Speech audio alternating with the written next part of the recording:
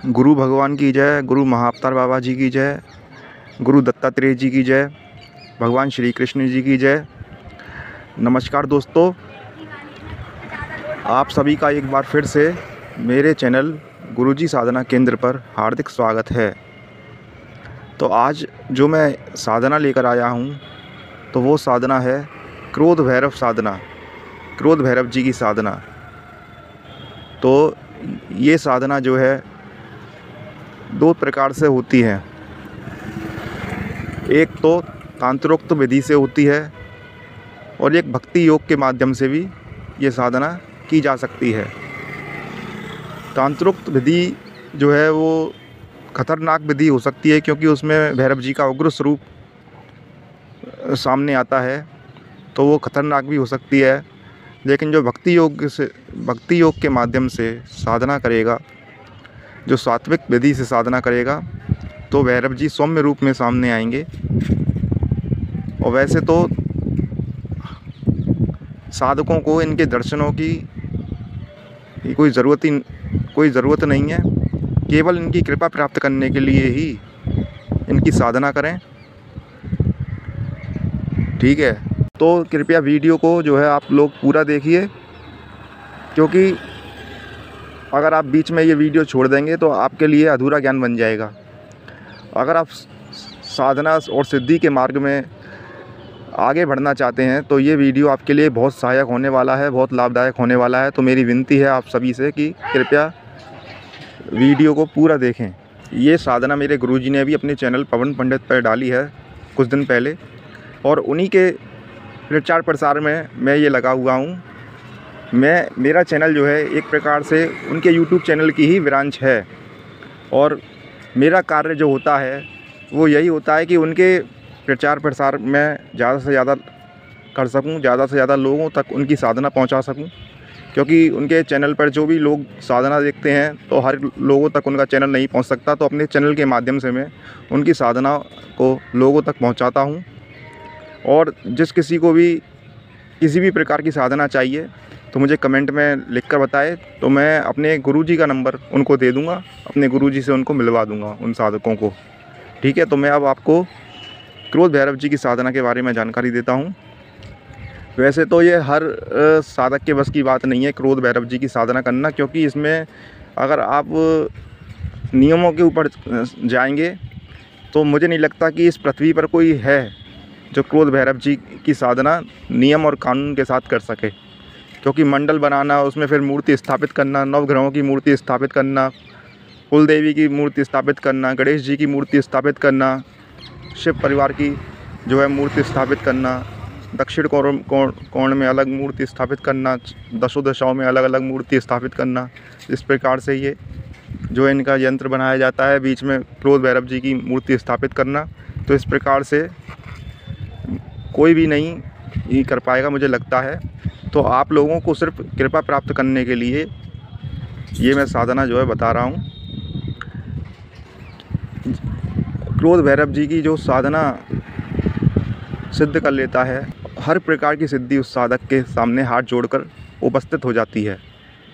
कोई भी सिद्धि को प्राप्त करना उस साधक के लिए नामुमकिन नहीं रहता। जैसे कि बगलामुखी साधना में शत्रु चारों खाने चित हो जाता है और साधक के हर बिगड़े कार्य जो है बनते चले जाते हैं, वैसे ही ये क्रोध भैरव जी की साधना है, सारे शत्रुओं का नाश कर देती है और साधक के हर एक कार्य को बनाती है ये साधना। क्रोध भैरव जी के साधकों को किसी भी प्रकार की साधना सिद्धि में कोई भी दिक्कत नहीं आती है। हर प्रकार की साधना जो भी वो करना चाहें, वीर साधना, मशान साधना, पीड़ साधना, और भी जो मैंने भूतनी अप्सरा किन्नरी बताई ये तो है ही है, और भी प्रकार की जो साधना है वो हाथ जोड़ के उस साधक के सामने खड़ी रहती हैं। तो क्रोध भैरव जी की साधना का इतना महत्व है, क्योंकि क्रोध भैरव जी को किन्नरी, भूतनी, अप्सरा, जो भी छोटी शक्तियां हैं, योगिनी, जो भी छोटी शक्तियां हैं, इन सभी को भैरव जी का शाप लगा हुआ है। वो शाप ये लगा हुआ है कि अगर कोई भी जो है छोटी शक्ति की साधना साधक करता है और वो उसके सामने उपस्थित नहीं होती हैं, तो क्रोध भैरव जी के शाप के अनुसार वो शक्ति जो है भस्म हो जाएगी। उस शक्ति को अपना शरीर त्यागना पड़ेगा, उसकी मृत्यु हो जाएगी। और जब तक वो साधक के सामने नहीं आएगी उसका शरीर जलता रहेगा, उसके शरीर में जलन होती रहेगी, उसका शरीर सूखता रहेगा। इसलिए और उसके सर में भयंकर दर्द रहेगा, उस शक्ति के सर में।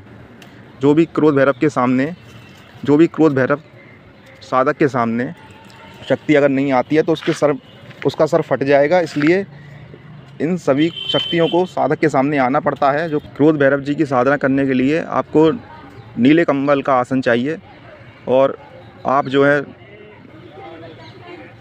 नीले कलर का दुपट्टा अपने सिर पर डालकर, सिर पर ओढ़कर जो है साधना करें। एक कपड़ा आप जो है कमर से नीचे बांध लें, जो लुंगी की तरह बांधते हैं उस लुंगी की तरह एक नीले कपड़े को कमर से नीचे बांध लें और एक कपड़ा आप जो है अपने तन पर ओढ़कर साधना करें। ठीक है, ये दोनों कपड़े नीले कलर के ही होने चाहिए और नीले कंबल का ही आसन होना चाहिए। तो इस प्रकार से भैरव जी की कृपा जल्दी होती है। और इनकी साधना के लिए जब बैठें तो एक माला गणेश मंत्र की, एक माला इष्ट देव की और एक माला गुरु मंत्र की, और फिर मंत्र का उत्कीलन और संजीवन, और फिर जो है एक आप लोटे में, एक छोटे से लोटे में जल रखें भैरव जी को अर्घ देने के लिए। ठीक है, भैरव जी को अक्षतम समर्पयामि, नैवेद्यम समर्पयामि, धूपम समर्पयामि, दीपम समर्पयामि, पुष्पम समर्पयामि, फलम समर्पयामि, ऐसे करके जो है आप अर्घ दें भैरव जी को। पुष्प समर्पित करें, किसी भी प्रकार के बेला के, चमेली के, गुलाब के जो हैं आप सुगंधित पुष्प समर्पित करें। भैरव जी के आगे आप भोग लगा सकते हैं, लड्डुओं का भोग लगा सकते हैं या बर्फ़ी का, किसी भी मिठाई का भोग आप लगा सकते हैं।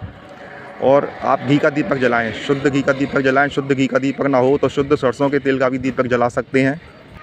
और जितनी भी आप भैरव जी की माला अपनी क्षमता अनुसार कर सकें, 11 माला, 21 माला, 5 माला या 51 माला, अपनी क्षमता के अनुसार जितनी भी माला आप जाप कर सकते हैं उतनी माला आप जाप करें। 1.25 लाख मंत्र पूरे होने पर साधक को भैरव जी की कृपा प्राप्त हो जाती है। साधक को अनुभव शुरू होने लग जाते हैं अपने आप। तो 1.25 लाख जब मंत्र जाप हो जाएं, उसके बाद अगर किसी भी सिद्धि की साधना, किसी भी शक्ति की साधना साधक करेगा तो 2-4 दिन के अंदर ही वो शक्ति साधक के सामने आकर खड़ी हो जाएगी और साधक के कहे अनुसार कार्य करेगी। ये मैंने आपको क्रोध भैरव जी की साधना के बारे में जानकारी दी है। अगर किसी को क्रोध भैरव जी की साधना करनी है तो कमेंट में ज़रूर बताएं, तो मैं उसको अपने गुरुजी का नंबर ज़रूर दे दूंगा। वो गुरुजी से मिलकर ये साधना की दीक्षा ले सकता है। हमारा फेसबुक पेज भी है गुरुजी साधना केंद्र के नाम से, उसका लिंक आपको नीचे डिस्क्रिप्शन में मिल जाएगा। इसी के साथ में हमारा इंस्टाग्राम पेज भी है गुरुजी साधना केंद्र के नाम से, तो दोनों के लिंक आपको डिस्क्रिप्शन में मिल जाएंगे। तो आप एक बार जाके इन दोनों पेजों को चेक ज़रूर कर लीजिएगा, क्योंकि फेसबुक पेज पर और इंस्टाग्राम पेज पर भी आपको बहुत सी ज्ञान की बातें, बहुत से उपाय आपको देखने को मिलेंगे। तो एक बार हमारे इन दोनों पेजों पर जाकर हमारे इन दोनों पेजों को लाइक ज़रूर कीजिएगा। ठीक है, और जो भी साधक मेरे चैनल पर नए आए हुए हैं तो कृपया वो मेरे चैनल को सब्सक्राइब कर लें और बेल आइकन को दबा दें, ताकि भविष्य में जब भी ऐसी साधनाएं लेकर आऊँ, ऐसी जानकारियां लेकर आऊँ तो उन तक सबसे पहले पहुँचे। तो इसी के साथ अब मुझे आज्ञा दीजिए। जय श्री कृष्ण, जय माता दी, जय भैरव जी, जय गुरुदेव।